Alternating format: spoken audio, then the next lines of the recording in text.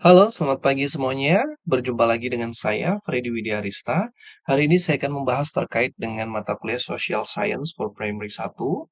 Nah, pada kesempatan kali ini, saya memilih topik Characteristic of Social Science in Elementary School.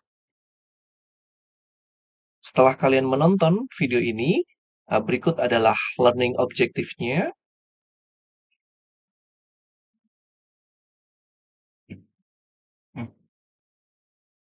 Baik, yang pertama saya ingin membahas terkait dengan konsep dasar dari social science atau social studies atau kita menyebutnya sebagai ilmu pengetahuan sosial, bahwa social studies is the integrated study of the social science and humanities to promote civic competency.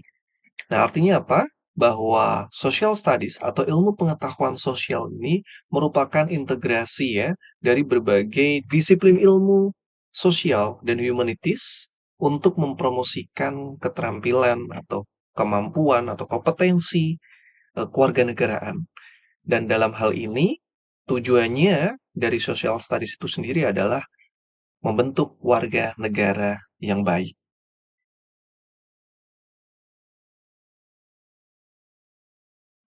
Nah, ilmu pengetahuan sosial kalau di Indonesia itu diterapkan sudah dari tingkat pendidikan dasar, tingkat sekolah dasar tentunya ya. Nah, beberapa negara juga melakukan hal yang sama. Kenapa? Karena di tingkat dasar, pendidikan dasar, pengetahuan siswa atau peserta didik itu masih terpadu. Sehingga perlu adanya penyampaian materi berdasarkan tema. Nah, tema-tema ini nantinya akan memberikan eh, pembahasan konten atau materi yang sebenarnya ini berasal dari berbagai macam disiplin ilmu gitu. Misalnya, tema tentang time, continuity, and change. Nah, hal ini, tema ini, di dalamnya terdapat berbagai konten terkait dengan sejarah, ada ekonomi juga, ada sains mungkin, bahkan ada bahasa juga di situ. Nah, ini memudahkan siswa untuk memahami ya berbagai macam disiplin ilmu yang terangkum dalam satu tema, ya tema time, continuity, and change ini untuk dipahami oleh siswa dengan baik, dengan mudah seperti itu. Adapun dimensi dari social science education itu ada 4. Yang pertama adalah dimensi of knowledge. Ini memberikan bekal terhadap peserta didik atau siswa terkait dengan pengalaman baru, pengalaman kemampuan untuk memecahkan masalah. Bagaimana mereka menganalisis sebuah peristiwa, sebuah case study gitu ya, yang mereka alami di kehidupan sehari-hari ataupun dalam kehidupan sosial.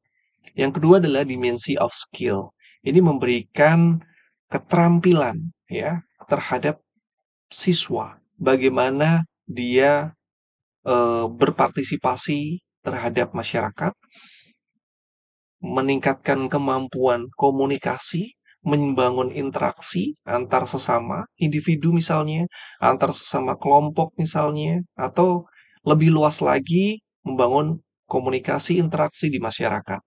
Yang ketiga adalah dimensi of value and attitude. Nah, IPS itu erat kaitannya dengan civic education gitu ya. Berarti ada internalisasi nilai-nilai moral, karakter yang ada di dalam pembelajaran IPS itu sendiri. Yang keempat adalah dimensi of action. Artinya apa? Bukan hanya teori yang dibekalkan ke siswa, tetapi juga implementasinya di masyarakat, implementasinya di lingkungan tempat tinggal mereka. Jadi ada kegiatan konkret, ada practical action-nya, sehingga ilmu yang dia dapatkan itu dapat dipraktikkan dalam kehidupan sehari-hari. Nah, terkait dengan pendidikan IPS atau ilmu pengetahuan sosial di sekolah dasar, ini terkait dengan peserta didiknya. Jadi peserta didik ini kan ada kelas rendah sama kelas tinggi ya. Kalau kelas 1, 2, dan 3 itu kelas rendah. Mereka mempunyai karakteristik yang berbeda. Misalnya di kelas rendah itu mereka butuh yang namanya achievement, butuh penghargaan untuk mereka bisa termotivasi untuk belajarnya. Mereka butuh diakui gitu ya. Mereka selalu membanding-bandingkan, dirinya dengan teman-teman yang lain. Bahkan kalau dia merasa lebih daripada teman yang lain, bahkan dia merendahkan gitu ya. Nah, dari berbagai karakteristik ini, guru juga bisa mereduksinya menjadi sebuah pendekatan ya, model pembelajaran misalnya. Sehingga hal tersebut tidak terjadi gitu. Tapi dengan memanfaatkan karakter tersebut, nah pembelajaran menjadi menarik.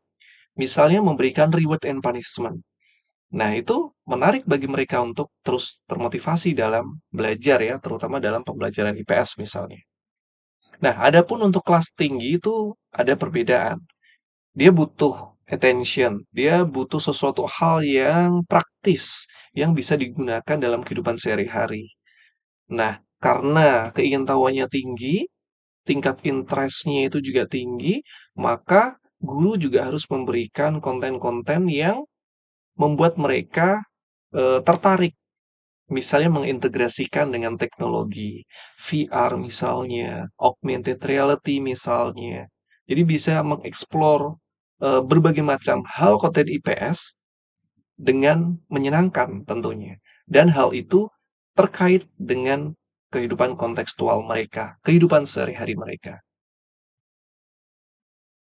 Baik, mungkin itu yang bisa saya bahas hari ini. Semoga bermanfaat dan silahkan dikerjakan. Di sini ada soal, ada kuis, ada 3 kuis. Silahkan untuk dikerjakan.